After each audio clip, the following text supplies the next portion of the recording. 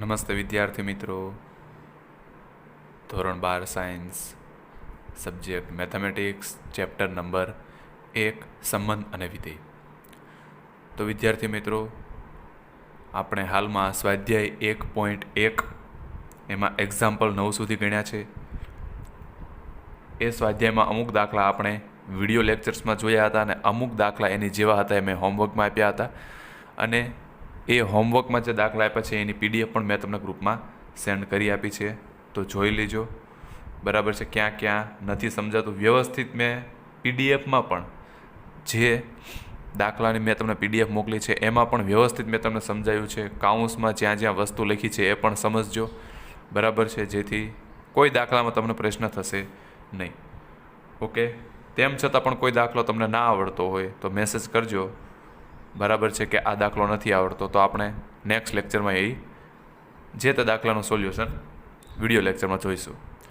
Okay. તો આજે આપણે એક્ઝામ્પલ 10 જોઈએ વિદ્યાર્થી મિત્રો. એક્ઝામ્પલ 10 શું છે? તો સંમિત, સ્વવાચક, સંમિત અને પરંપરિત સંબંધનો જ દાખલો છે. એક્ઝામ્પલ નંબર 10, જે તમને અલગ અલગ એક્ઝામ્પલ 10માં અલગ અલગ 5 એક્ઝામ્પલ પૂછ્યા છે. બરાબર છે. શું? જે પહેલું કે સંમિત હોય પરંતુ સ્વવાચક કે પરંપરિત ન હોય. બરાબર છે. એવા સંબંધનું ઉદાહરણ આપવાનું છે કે જે સંમિત હોય પરંતુ બાકીમાંથી એકય ના હોય, સ્વવાચક ના હોય, પરંપરિત ના હોય. બીજું, પરંપરિત હોય પરંતુ સ્વવાચક કે સંમિત ન હોય. ત્રીજું, સ્વવાચક અને સંમિત હોય પરંતુ પરંપરિત ન હોય. બરાબર છે. પછી ચોથું કે સ્વવાચક અને પરંપરિત હોય પરંતુ સંમિત ન હોય. અને પાંચમું, સંમિત અને પરંપરિત હોય પરંતુ સ્વવાચક ન હોય. તેવા સંબંધોના ઉદાહરણ આપો. બરાબર છે. તમને ખબર પડી ગઈ છે કે અહીંયા આપણને ઉદાહરણ પૂછ્યા છે. કોના? સંબંધના. બરાબર છે. એવા સંબંધના ઉદાહરણ આપવાના છે આ 5માં કે જે તમને શરત આપી છે એ સેટિસ્ફાય થવી જોઈએ. સ્વવાચક અને પરંપરિત હોય પરંતુ સંમિત ન હોય, તો તમારે એવા સંબંધનું ઉદાહરણ આપવાનું કે જે સ્વવાચક અને પરંપરિત હોય પરંતુ સંમિત ન હોય. ઓકે. તો 5 એક્ઝામ્પલ છે ઉદાહરણ 10માં, એક્ઝામ્પલ નંબર 10માં સ્વાધ્યાય 1.1માં. ઓકે. તો જોઈએ 5નું સોલ્યુશન કઈ રીતે મળે. તો પહેલું જોઈએ, સૌથી પહેલાં તો સંમિત હોય પરંતુ સ્વવાચક કે પરંપરિત ન હોય. બરાબર છે.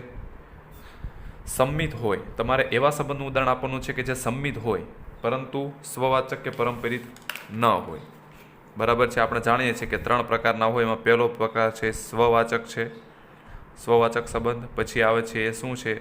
સંમિત સંબંધ. અને ત્યારબાદ આવે છે એ શું છે? પરંપરિત સંબંધ. બરાબર છે. તો અહીંયા તમારે એવા સંબંધનું ઉદાહરણ આપવાનું છે કે જે ફક્ત સંમિત હોય પરંતુ સ્વવાચક કે પરંપરિત ન હોય. બરાબર છે. તો આપણે એક સંબંધ તમારે તમારી જાતે બનાવવાનો છે. હવે તમે જો સ્વવાચક નથી, એનો મતલબ કે એક એવી જોડ હશે કે જે પોતાની સાથે ના હોય, એટલે આપણે સંબંધ પહેલાં લખી દેવાનો. બરાબર છે. આવી રીતે પૂછે કે સંમિત હોય પરંતુ સ્વવાચક કે પરંપરિત ન હોય, અથવા તો આવામાંથી કોઈ પણ પ્રકારના દાખલા પૂછે તો આપણે સંબંધ પહેલાં લખી નાખવાનો. બરાબર છે. ગણની વાત આપણે પછી કરીશું. ગણ તો તરત મળી જશે, પણ સંબંધ મેળવો એ એક મુખ્ય વાત છે આપણે. તો સંબંધ આર તરીકે જો હું આવી રીતે લઈ લઉં, 1 1 લઈ લઉં, 2 2 લઈ લઉં. હવે જો 1 1 2 2 પછી 1 3 અને 3 1. હવે આ સંબંધ જુઓ તમે, 1 1 2 2 1 3 અને 3 1. એનો મતલબ કે આ સંબંધ જે છે એ કયાંથી ક્યાં ગણ ઉપર છે? તો આપણે જાણીએ છીએ કે સંબંધ આર જે છે એ અહીંયા તમારે જોવાનો છે ક્યાંથી ક્યાંનો ઉપર છે. તો પહેલો ઘટક ક્યાંથી આવ્યો? 1 2 1 3. એનો મતલબ પહેલો ઘટક પહેલા ગણમાંથી આવે. તો કયા ઘટક આવે છે? 1 2 અને 3 આવે છે. તો 1 2 3 થી 1 2 3 પરનો થશે આ સંબંધ. બરાબર છે. સંબંધ આર ક્યાંથી ક્યાંનો થશે? 1 2 3 થી 1 2 3 નો. હવે જો, હવે આપણે જાણીએ છીએ કે 1 1 2 2 અને 3 3 આવે તો સ્વવાચક બને. અહીંયા જો 1 1 અને 2 2 છે પરંતુ 3 3 નથી, એટલે સ્વવાચક થશે નહીં. આ સંબંધ જે છે એ સ્વવાચક થશે નહીં. કેમ? કારણ કે 3 3 નથી. પછી સંમિત થવું જોઈએ. તો સંમિત માટે જો 1 3 છે, ઓકે, 1 1 છે તો એનું ઉલટું તો એ જ થશે, 2 2 નું ઉલટું પણ એ જ થશે. 1 3 નું ઉલટું શું થાય? 3 1 થઈ ગયું. તો એનો મતલબ દરેક જોડ માટે એની ઉલટી જોડ અંદર જ છે. હા, એનો મતલબ સંમિત થઈ ગયું. સ્વવાચક ના થયું પણ સંમિત થઈ ગયું. પરંપરિત થશે કે નહીં? પરંપરિત માટે જોઈએ, પરંપરિત આ દાખલો પરંપરિત થાય કે નહીં?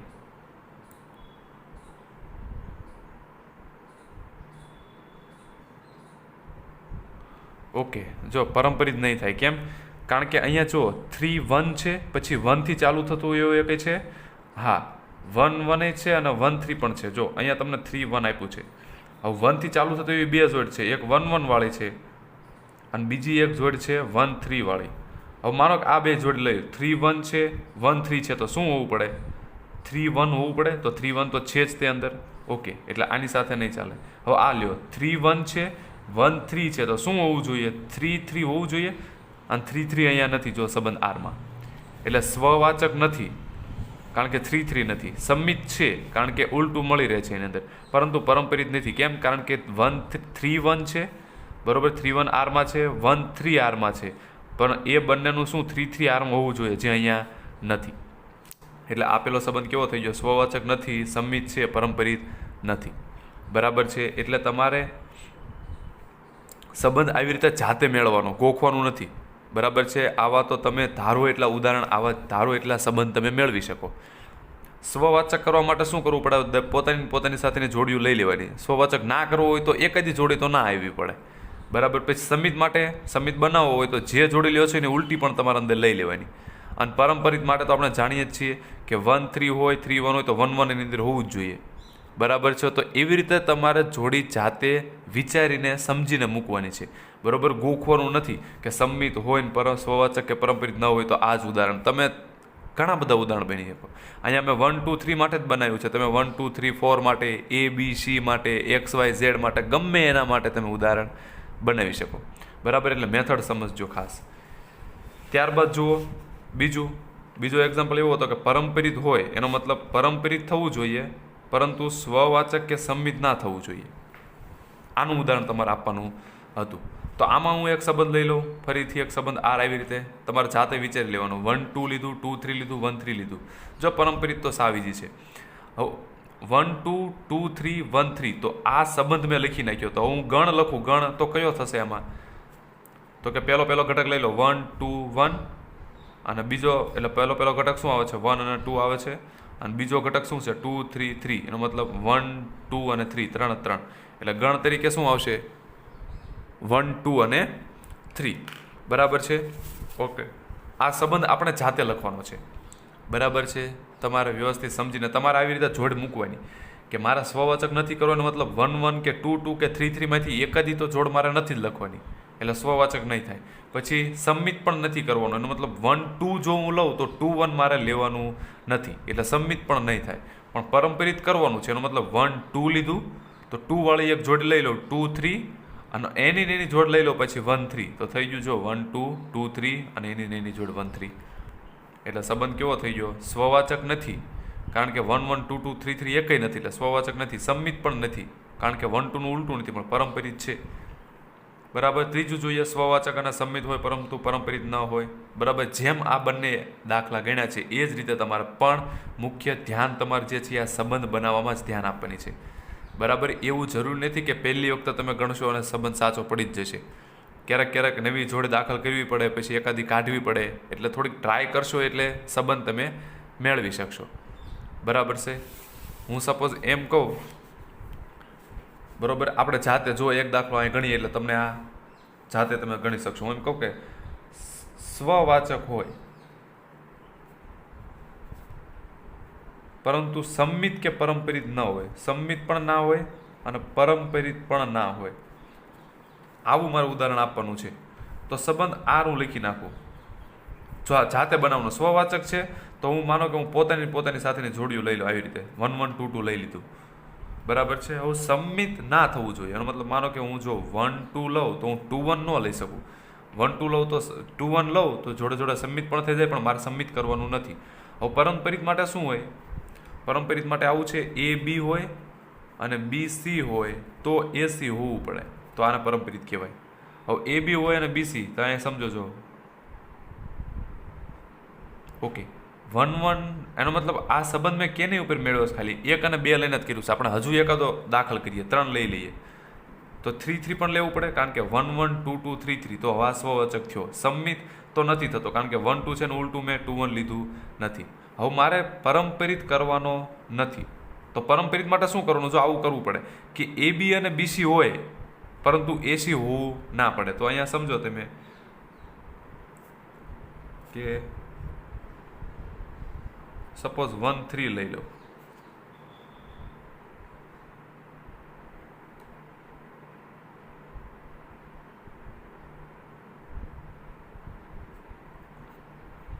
ટુ 1 લઈ લો. હવે જો 2 1 છે, પછી 1 થી શરૂ થતું એવું 1 3 છે, તો 2 3 હોવું પડે. તો અહીંયા જો 2 3 નથી ક્યાંય સંબંધમાં. તો જો આ સંબંધ મેં જાતે બનાવ્યો તમારી સામે જ તે. આ રીતે તમારે વિચારીને બનાવવાનું. હવે આ ગણ ક્યાંથી ક્યાંનો થશે? તો કે પહેલો ઘટક શું છે? 1 2 1 3 1 2. એનો મતલબ 1 2 અને 3 આપણો ગણ કયો થશે એક્સ તરીકે? 1 2 3. અને એની ઉપરનો મેં સંબંધ આ રીતે વ્યાખ્યાયિત કર્યો.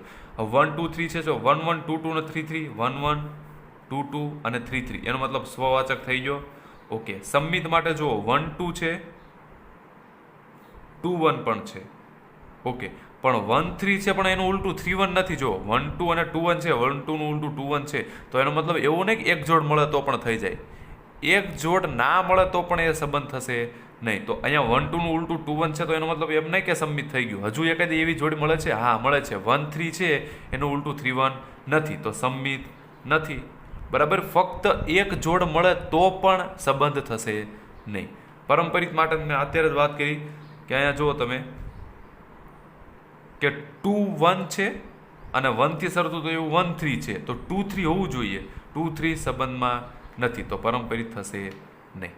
આવી રીતે તમારે સંબંધ જાતે બનાવવાનો. બરાબર છે. ક્યારેક એકાદી જોડ નીકળશે, એકાદી દાખલ થશે, એવું તમારે રફમાં પહેલાં કરી લેવાનું.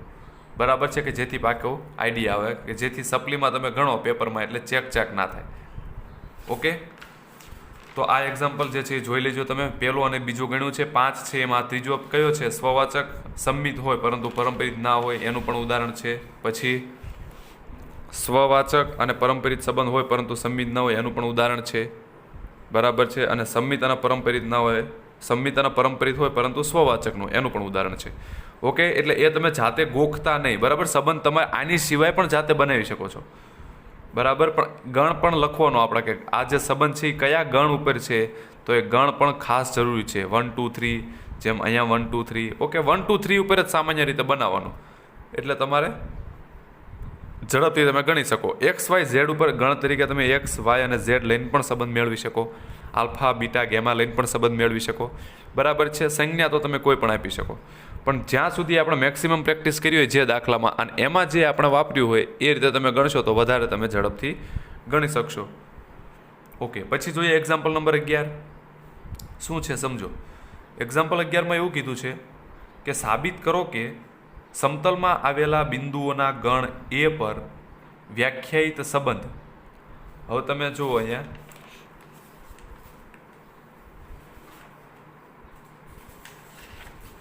કે અહીંયા જે સંબંધ છે કઈ રીતે વ્યાખ્યાયિત કર્યો છે. પહેલાં તો ગણ જુઓ. ગણ શું છે? સાબિત કરો કે સમતલમાં આવેલા બિંદુઓના ગણ એ. એનો મતલબ કે બિંદુઓનો ગણ એ જે છે એ શું છે? તો કે સમતલમાં આવેલા બિંદુઓ. સમતલમાં આવેલા બિંદુઓનો. પહેલાં તો રકમમાંથી સમજવાનું કે શું શું આપણને આપ્યું છે અને શું પૂછ્યું છે. ઓકે, એટલે સમતલમાં આવેલા બિંદુઓનો ગણ એને એ તરીકે વ્યાખ્યાયિત કર્યો છે. હવે એની ઉપર સંબંધ તમને આર આવી રીતે આપ્યો છે કે સંબંધ આર બરાબર, તો કે સંબંધમાં તમારે એવી જોડ પી અને ક્યુની લેવાની છે, એવી જોડ પી ક્યુની લેવાની છે કે જ્યાં ઉગમ બિંદુથી બિંદુ પીનું અંતર અને ઉગમ બિંદુથી બિંદુ ક્યુના અંતર જેટલું જ છે. ઉગમ બિંદુથી બિંદુ પી ક્યુ તમારે આર બરાબર પી ક્યુ એવી રીતે લેવાનું છે કે જ્યાં ક્યારે બંને આવે જોડે, તો કે ઉગમ બિંદુથી બિંદુ પીનું અંતર એ ઉગમ બિંદુથી બિંદુ ક્યુના અંતર જેટલું જ છે. બરાબર છે. ઉગમ બિંદુ એટલે આ રીતે આપણે જાણીએ છીએ કે આ એક્સ વાય પ્લેન લઈ હું. બરાબર છે. આ એક્સ અક્ષ, આ વાય અક્ષ, અને આ થઈ ગયું ઉગમ બિંદુ. તો હવે સંબંધ આરમાં કેવી ક્રમયુક્ત જોડ આવશે? એનો મતલબ કેવા બિંદુઓ આવશે પી અને ક્યુ? તો કે પી અને ક્યુ ત્યારે જ આવે કે જ્યારે એ બંને બિંદુના અંતર ઉગમ બિંદુથી સમાન હોય. એનો મતલબ માનો કે આ બિંદુ પી અહીંથી કદાચ 2 એકમ અંતરે છે, તો ક્યુ પણ 2 એકમ અંતરે જ હોવું પડે. પણ કોઈ પણ જગ્યાએ, ભલે અહીંયા હોય કે કોઈ પણ જગ્યાએ, પણ એનું અંતર પણ ઉગમ બિંદુથી 2 સેન્ટીમીટર જ જેટલું હોવું જોઈએ. બરાબર છે. તો જ આ પી અને ક્યુ બંને ક્રમયુક્ત જોડમાં આવશે. બરાબર છે. તો પી અને ક્યુ ક્રમયુક્ત જોડમાં ક્યારે આવે પહેલાં તો ખાસ સંબંધ સમજજો. બરાબર, દાખલો તો એકદમ ઇઝી છે. પી અને ક્યુ બંને ક્રમયુક્ત જોડમાં ક્યારે આવશે કે જ્યારે પી અને ક્યુનું ઉગમ બિંદુથી અંતર કેવું થાય, એક સમાન. જો ક્યુ થોડુંક પણ આગું પાછું હોય અથવા પી થોડુંક પણ આગું પાછું હોય તો એ બંને ક્રમયુક્ત જોડમાં આવશે નહીં. બરાબર, તો આ રીતે સંબંધ વ્યાખ્યાયિત કર્યો છે. તો આર એનો મતલબ સંબંધ, બરાબર, સંબંધની વાત છે. તો આર એ સામ્ય સંબંધ છે. એનો મતલબ જે તમે સંબંધ અહીંયા, એટલે અહીંયા જો આવે ઉગમ બિંદુને હું ઓ કહી દઉં તો એનો મતલબ કે ઉગમ બિંદુથી બિંદુ પી નું અંતર ને ઉગમ બિંદુથી બિંદુ ક્યુ નું અંતર કેવું હોવું જોઈએ, સમાન. ટૂંકમાં મેં લખી નાખ્યું. બરોબર, આ જે લખ્યું છે કે ઉગમ બિંદુથી બિંદુ પી નું અંતર એ ઉગમ બિંદુથી બિંદુ ક્યુ ના અંતર જેટલું જ છે. એને મેં ટૂંકમાં એવી રીતે લખી નાખ્યું કે ઉગમ બિંદુ એટલે ઓ, એટલે ઓપી એનો મતલબ કે ઉગમ બિંદુથી પી નું અંતર ને ઉગમ બિંદુથી ક્યુ નું અંતર બંને કેવું હોય, સમાન હોય. તો જ આ જે બિંદુ પી અને ક્યુ છે એ બંને શું આવશે, ક્રમયુક્ત જોડમાં આવશે. બરાબર છે. તો આર સામ્ય સંબંધ છે એવું આપણે સાબિત કરવાનું છે. ઓકે, પહેલો તો એ સાબિત કરીએ કે આર કેવો છે, સામ્ય સંબંધ. તો સ્વવાચક સમિત અને પરંપરિત માટે પહેલાં તો કરી દેવાનું. ઓકે, આ સંબંધ માટે પહેલાં સ્વવાચક જોઈએ. તો જો અહીંયા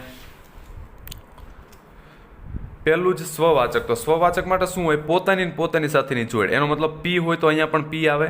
એનો મતલબ શું, બંને જગ્યાએ પી આવે. એનો મતલબ શું કે ઉગમ બિંદુથી બિંદુ પી નું અંતર ને ઉગમ બિંદુથી બિંદુ પી નું અંતર. હવે તો પી તો બંને એક જ છે, તો એનો મતલબ ઉગમ બિંદુથી પી નું અંતર તો કેવું થાય, બંનેમાં સમાન જ થશે. એટલે જો અહીં લખ્યું છે કે અહીં પી એનો મતલબ કે પોતાની સાથેની જોડ આરમાં આવશે, સંબંધ આરમાં આવશે. કેમ? કારણ કે ઉગમ બિંદુથી બિંદુ પી નું અંતર તથા તે જ બિંદુનું અંતર સમાન જ હોય, તો માટે આર સ્વવાચક થશે. ખબર પડી? કારણ કે પોતાની સાથેની જોડ અહીંયા આવશે. કેમ? કારણ કે પોતાની જોડ આવવાનું કારણ એ કે માનો કે અહીંયા પી હોય, પેલું પી તો બાજુમાં પણ પી. ક્યારે આવે તો કે ઉગમ બિંદુથી બિંદુ પી નું અંતર એ ઉગમ બિંદુથી બિંદુ પી ના અંતર જેટલું હોય.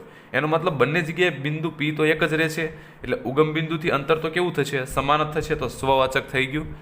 ખબર પડશે? દરેક બિંદુ માટે. બરોબર, આ તો આપણે ખાલી એક બિંદુની વાત કરી, પણ આ તો પી દરેક બિંદુ પી માટે. બરાબર છે. ક્યાંથી લેવાના? એમાંથી. કારણ કે આપણે જે આ બિંદુ લઈએ છીએ ક્યાંથી લેવાના છે, ગણ એમાંથી. સમતલના બિંદુની વાત કરીએ. બરાબર, એટલે આર સ્વવાચક થઈ ગયો. હવે લઈએ સંમિત. તો ધારો કે પી ક્યુ લઈ લો, તો ક્યુ પી અંદર છે એવું મારે દર્શાવવાનું છે. તો ધારો કે પી ક્યુ આરમાં છે. એનો મતલબ શું કે ઉગમ બિંદુથી બિંદુ પી નું અંતર, બરોબર, અહીંયા જ આપણે લઈ લઈએ આ પી અને ક્યુ. ઉગમ બિંદુથી બિંદુ પી નું અંતર એ ઉગમ બિંદુથી બિંદુ ક્યુ ના અંતર જેટલું છે. બરાબર છે. આ તો આપણે કેની વાત કરીએ છીએ, સંમિત સંબંધની. ધારો કે પી ક્યુ આરમાં છે, તો આનો મતલબ શું કે ઉગમ બિંદુથી બિંદુ પી નું અંતર એ ઉગમ બિંદુથી બિંદુ ક્યુ ના અંતર જેટલું જ છે. તો ક્યુપી ક્યારે આવે? ક્યુપી ક્યારે આવે છે તો કે ઉગમ બિંદુથી બિંદુ ક્યુ નું અંતર એ ઉગમ બિંદુથી બિંદુ પી ના અંતર જેટલું જ છે. તો એ બંને વાત તો સમાન જ થઈ. ઉગમ બિંદુથી પી નું અંતર એ ઉગમ બિંદુથી ક્યુ ના અંતર જેટલું છે, અથવા એમ કહો કે ઉગમ બિંદુથી ક્યુ નું અંતર એ ઉગમ બિંદુથી બિંદુ પી ના અંતર જેવું છે. બંને કેવું થયું, સેમ જ થયું. એટલે પી ક્યુ આવે તો એનો મતલબ એનું ઉલટું ક્યુ પી પણ ક્યાં આવશે, સંબંધ આરમાં આવશે જ. એટલે સંમિત પણ થશે. બરાબર છે. એટલે પી ક્યુ હોય એનો મતલબ કે ઉગમ બિંદુથી બિંદુ પી નું અંતર એ ઉગમ બિંદુથી બિંદુ ક્યુ ના અંતર જેટલું જ છે. એનો મતલબ કે બંને કેવા છે, સરખા અંતરે. તો પછી પી ક્યુ હોય તો ક્યુપી પણ આવી જ શકે, તો માટે ક્યુપી પણ આરમાં આવશે. ક્યુપી બિલોંગ્સ ટુ સંબંધ આર. તો આર સંમિત થઈ ગયો. હવે વાત કરીએ પરંપરિતની. હવે પરંપરિત માટે શું હોય, તમારે બે લેવા પડે. ધારો કે પી ક્યુ આરમાં છે અને ક્યુથી ચાલુ થતો એવું ક્યુ આર લઈ લઈએ. પી ક્યુ આર ક્યાં છે, આરમાં છે. તો મારે શું દર્શાવવાનું છે, પી આરમાં હોવું પડે. આવું મારે દર્શાવવાનું છે. બરોબર, આવું મારે દર્શાવવાનું છે. પણ પી ક્યુ આરમાં છે એનો મતલબ શું કે પી નું અંતર અને ક્યુ નું અંતર કેવું છે, ઉગમ બિંદુથી બિંદુ પી નું અંતર બરાબર ઉગમ બિંદુથી બિંદુ ક્યુ નું અંતર બંને કેવા છે, સમાન. અને અહીંયા શું કહે છે, ઉગમ બિંદુથી બિંદુ ક્યુ નું અંતર અને ઉગમ બિંદુથી બિંદુ આર નું અંતર કેવું છે, સમાન. હવે અહીંયા આપણે જોઈએ કે ઉગમ બિંદુથી પી નું અંતર અને ઉગમ બિંદુથી ક્યુ નું અંતર સમાન છે. મેં કહી દીધું, બાલો ચલો બંને બબ્બે. હવે બીજું એવું કીધું છે કે ઉગમ બિંદુથી ક્યુ નું અંતર હોય એટલું જ ઉગમ બિંદુથી આર નું અંતર છે. ઉગમ બિંદુથી અંતર કેટલું છે ક્યુ નું, 2. તો આર પણ તમારે એવો જ લેવો પડે કે 2 સેન્ટીમીટર અથવા 2 એકમ દૂર હોય. ખબર પડશે? કારણ કે આ બંને કેવા હોવાના, સરખા જ હોવાના. ઉગમ બિંદુથી પી નું અંતર હોય એટલું જ ઉગમ બિંદુથી ક્યુ નું અંતર. બરાબર, અને ઉગમ બિંદુથી ક્યુનું અંતર એટલું જ ઉગમ બિંદુથી પાછું આરનું અંતર. એટલે જો ઉગમ બિંદુથી ક્યુનું અંતર 2 હોય તો ઉગમ બિંદુથી આરનું અંતર પણ કેટલું હોવું પડે? 2 જ હોવું પડે. હવે તમારે સાબિત એવું કરવાનું છે કે પી આર આરમાં હોવું પડે. એનો મતલબ કે ઉગમ બિંદુથી પીનું અંતર અને ઉગમ બિંદુથી આરનું અંતર કેવું હોવું જોઈએ? સમાન. તો જો થઈ જ જાય. ઉગમ બિંદુથી પીનું અંતર કેટલું છે? 2. અને ઉગમ બિંદુથી આરનું અંતર પણ કેવું થઈ ગયું? 2. એનો મતલબ ઉગમ બિંદુથી પી અને આર કેવા છે? એક સમાન અંતરે છે. તો એનો મતલબ પી આર પણ ક્યાં આવશે? આરમાં આવશે. સંબંધ આરમાં આવશે. બરાબર છે. એટલે કેવો થઈ ગયો? પરંપરિત સંબંધ પણ થઈ ગયો. જો બરાબર છે. એની પણ વ્યવસ્થિત અહીંયા વાત કરી છે કે પી ક્યુ લીધું, ક્યુ આર લઈ લીધું, તો પી આર મારે અંદર છે એવું દર્શાવવું પડે છે. તો પી આર અંદર છે એ સાબિત આપણે અત્યારે કર્યું. બરાબર. તમે આ આકૃતિ પણ તમે જાતે દોરી શકો છો અહીંયા સમજવા માટે. Okay, fine. તો માટે આર પરંપરિત સંબંધ છે એટલે આર સ્વવાચક છે, આર સંમિત છે અને આર પરંપરિત છે એવું સાબિત કર્યું. તો આર સ્વવાચક, સંમિત અને પરંપરિત હોય, 3 હોય એટલે આર કેવો થાય? સામ્ય સંબંધ થશે. Okay, fine. તો એની વાત થઈ ગઈ. હવે તો આર એ સામ્ય સંબંધ છે એનું સાબિત કરી દીધું આપણે. બરોબર. સાબિત કરો કે આવી રીતે ગણ એ હતો અને એની ઉપર સંબંધ આર હતો, તો તમારે સંબંધ આર સામ્ય છે એવું સાબિત કરવાનું હતું. હવે બીજો પ્રશ્ન એવો છે કે સાબિત કરો કે ઉગમ બિંદુથી સાબિત કરો કે ઉગમ બિંદુ સિવાયના બિંદુ પી સાથે સંબંધ આર ધરાવતા બધા જ બિંદુઓનો ગણ એ પી માંથી પસાર થતું અને ઉગમ બિંદુ કેન્દ્રવાળું વર્તુળ છે. સમજો, અહીંયા આકૃતિ સમજજો ખાસ. સંબંધ આર ધરાવતા હોય. સંબંધ આર શું છે અહીંયા? ઓકે, સંબંધ આર શું છે? હવે બીજો પ્રશ્ન એવું કીધું છે કે સાબિત કરો કે ઉગમ બિંદુ સિવાયના બિંદુ પી સાથે, સાબિત કરો કે ઉગમ બિંદુ સિવાયના બિંદુ પી સાથે. એટલે આવી રીતે હું ઉગમ બિંદુ સિવાયના બિંદુ પી સાથે, એટલે અહીંયા મેં બિંદુ પી લઈ લીધું, ઉગમ બિંદુ સિવાયનું બિંદુ પી લઈ લીધું આ રીતે. બરાબર. હવે બિંદુ પી સાથે સંબંધ આર. હવે સંબંધ આર શું કે છે કે સંબંધમાં શું આવે? તો કે એવી જ ક્રમયુક્ત જોડ આવશે કે જેનું ઉગમ બિંદુથી પીનું અંતર અને ઉગમ બિંદુથી અંતર કેવું હોય? સમાન. હવે સંબંધ કોની સાથે દર્શાવવાનો છે આપણે? પી સાથે. સંબંધ પી. બરાબર છે. સંબંધ કયા બિંદુ સાથે દર્શાવવાનો છે? બિંદુ પી સાથે સંબંધ. એનો મતલબ શું કે હવે પી થી સમાન અંતરે આવેલા હોય. બરાબર છે. પી થી સમાન અંતરે આવેલા હોય, સમાન અંતર આર ધરાવતા બધા જ બિંદુઓનો ગણ એ પી માંથી પસાર થતું અને ઉગમ બિંદુ કેન્દ્રવાળું વર્તુળ છે એવું દર્શાવવાનું છે. એટલે ટૂંકમાં વર્તુળ છે એવું દર્શાવવાનું છે. જો તો અહીંયા એનું પણ તમને સાબિતી આપી દીધી છે બીજા પ્રશ્નની પણ, કે હવે ઉગમ બિંદુ સિવાયના. બરોબર છે. અહીંયા જો આકૃતિ આપી છે એ પ્રમાણે તમે સમજતા જજો કે હવે ઉગમ બિંદુ સિવાયના, આ ઉગમ બિંદુ છે ઓ, ઉગમ બિંદુ સિવાયના બિંદુ પી સાથે સંબંધ આર ધરાવતા. હવે પી સાથે સંબંધ આર એટલે શું? પી સાથે સંબંધ આર એટલે શું? તો કે તમારે એવા બધા બિંદુઓ લેવાના કે જેથી અંતર કેવું થાય? બિંદુ પી સાથેનું અંતર એ બંને બિંદુના અંતર એક સમાન થાય. તો હવે ઉગમ બિંદુ સિવાયના બિંદુ પી સાથે સંબંધ આર ધરાવતા એટલે કે એવા બધા બિંદુઓ કે જેનું ઉગમ બિંદુથી અંતર એ બિંદુ પીના ઉગમ બિંદુથી અંતર જેટલું જ હોય. ખબર પડી? તમારે કેવા બધા બિંદુઓ લેવાના છે? તો કે એવા બધા બિંદુઓ લેવાના છે કે જેનું અંતર, જેનું ઉગમ બિંદુથી અંતર બિંદુ પીના અંતર જેટલું જ હોય. તો જો આ મેં લઈ લીધું બિંદુ પી અહીંયા. ઓકે, અહીંયા મેં બિંદુ પી લઈ લીધું અને આ છે આપણું ઉગમ બિંદુ ઓ. હવે તમારે એવા બધા બિંદુઓ મેળવવાના છે કે જેનું ઉગમ બિંદુથી અંતર બિંદુ પીના અંતર જેટલું જ હોય. તો ધારો કે આ બિંદુ પીનું અંતર છે 2. તો હવે તમારે એવા બધા બિંદુઓ મેળવવાના છે કે જેનું ઉગમ બિંદુથી અંતર બિંદુ પીના અંતર જેટલું જ હોય. એનો મતલબ 2 વાળા તમે બધા પકડો છો એ આવી રીતે આવશે. આ રીતે એનો મતલબ વર્તુળ બનશે. બરાબર છે. ઉગમ બિંદુથી બિંદુ પીના ઉગમ બિંદુથી જે પીનું અંતર છે કેટલું છે? 2 એકમ. તો હવે તમારે એવા બધા બિંદુઓ મેળવવાના છે કે જેનું પણ ઉગમ બિંદુથી અંતર 2 એકમ જ થતું હોય. તો એ બધા બિંદુઓ કેવા આવશે? આવી રીતે આવશે જો વર્તુળ ઉપર.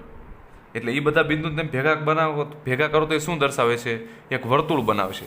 એટલા માટે એટલે જો શું કહે છે કે ઉગમ બિંદુ જેટલું અંતર જ હોય તો એક્સ બિલોંગ્સ ટુ એ, એનો મતલબ એવા બિંદુઓ તમારે એમાંથી લેવાના છે કે જેનું ઉગમ બિંદુથી અંતર જેટલું હોય એટલું જ કેટલું હોય ઉગમ બિંદુથી પીનું અંતર.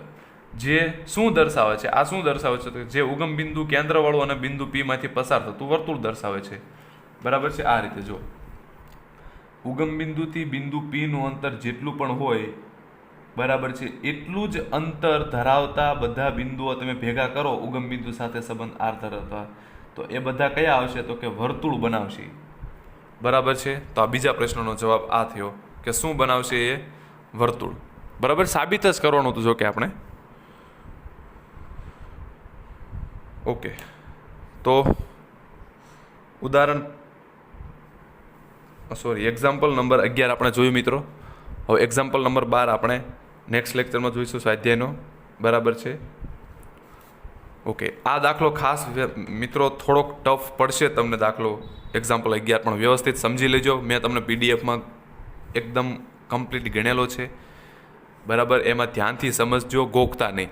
બરાબર, ગોખશો તો યાદ રહેવાનો નથી, પ્લસ કશું સમજાશે નહીં. એટલે બેટર એ છે કે સમજવાનો પ્રયત્ન કરો. ઓકે, ભલે એક દિવસમાં દાખલા 2 દાખલા કે 3 દાખલા ઓછા ગણાય, પણ સમજીને ગણશો તો તમારે એની પાછળની મહેનત ઘટી જશે. ઓકે, તો એક્ઝામ્પલ 11 આજે આપણે ગણ્યો છે. એક્ઝામ્પલ નંબર 12 આપણે નેક્સ્ટ લેક્ચરમાં જોઈશું. ઓકે, ત્યાં સુધી આવજો.